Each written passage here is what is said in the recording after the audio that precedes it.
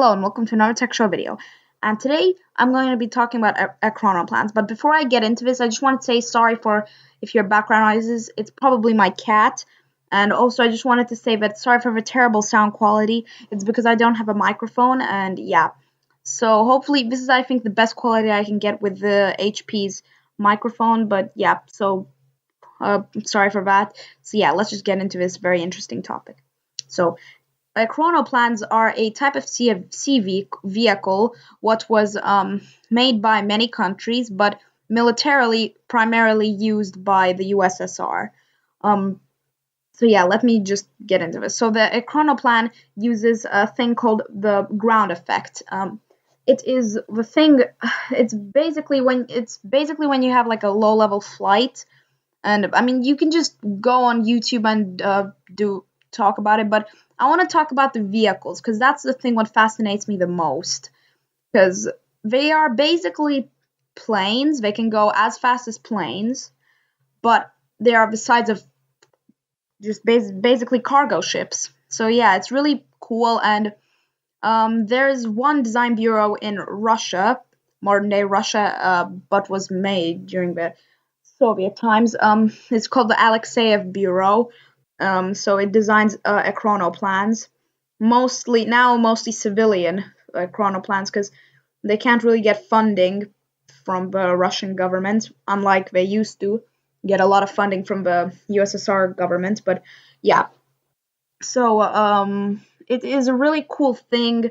I'm not gonna get into the what is the ground effect, because the ground effect by itself deserves a video, but I want to talk about the ground effect vehicles. So yeah, they are really, really fast. So yeah, and strangely, the USSR was the only country in the world to use them militarily. I think that's at least true. So yeah, I mean, after experimental stage, because I mean they actually had some in service, like in the main military. So let's talk about three of them. So the largest chronoplan ever built was the Caspian Sea monster, officially known as KM. So yeah, it's an experimental aircraft. Its nickname was the Caspian Sea monster.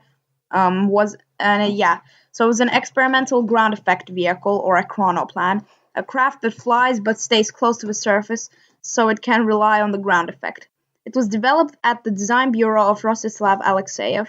The KM was designed in 1964 to 1965 and was unique in size and payload. The first photographs from fuel efficiency, cruising speed of 430 kilometers per hour, 267 miles per hour, 232 knots, and maximum operational speed of 500 kilometers per hour, 311 miles per hour, 270 knots. That's really, really quick.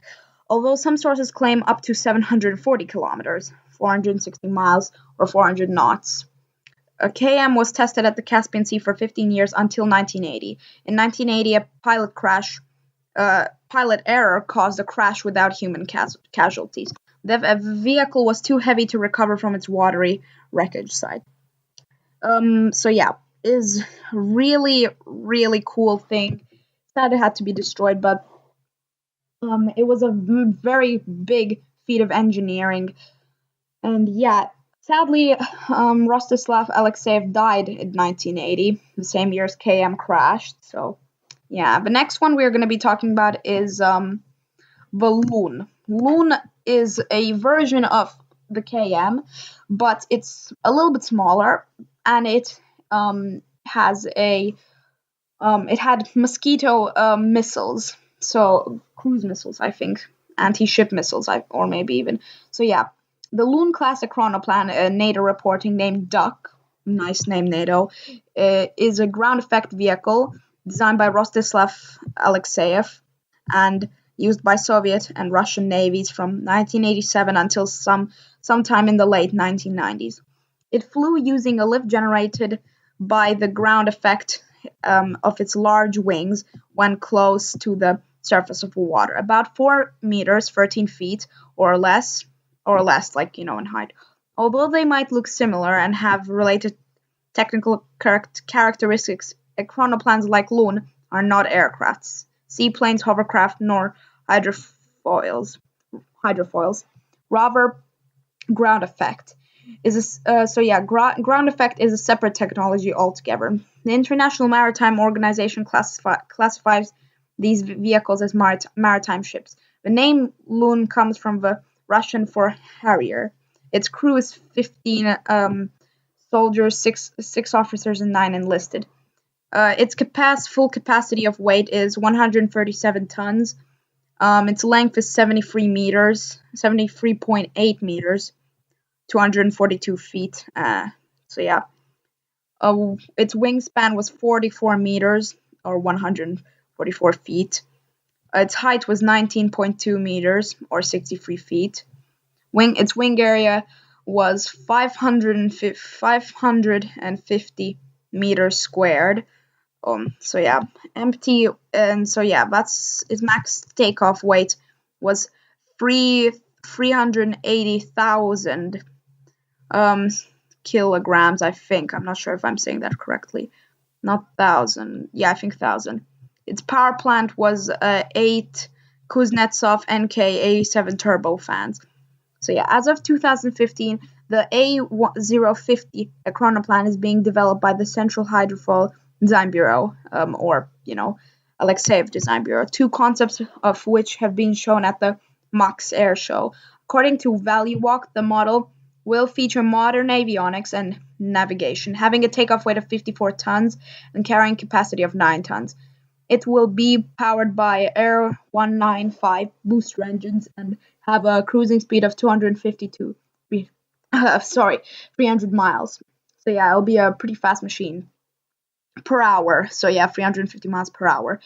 Sorry, I'm getting a little sleepy. Anyway, 400 to 480 kilometers per hour, with a range of 3,000 miles, 4,800 kilometers at the same time.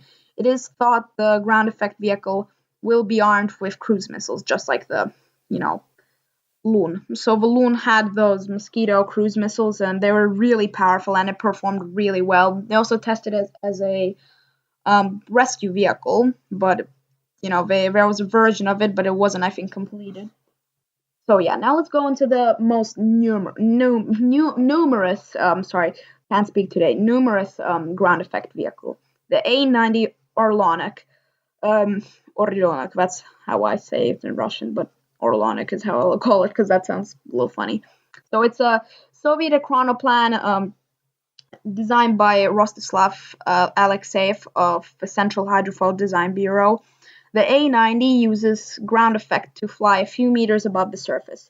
The Russians classified it as a chronoplan class B. It can achieve an altitude of 3,000 meters, so it's like a plane, 3,000 meters, 9,800 feet, placing it between Class A, which is limited to the ground effect, like Lun or KM, and Class C, which exploits the ground effect only during takeoffs and landings.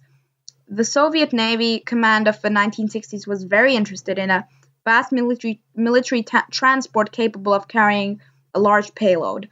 The Central Hydrofoil Design Bureau was one of the organizations working on this top-secret project, about which little was known until the fall of the USSR.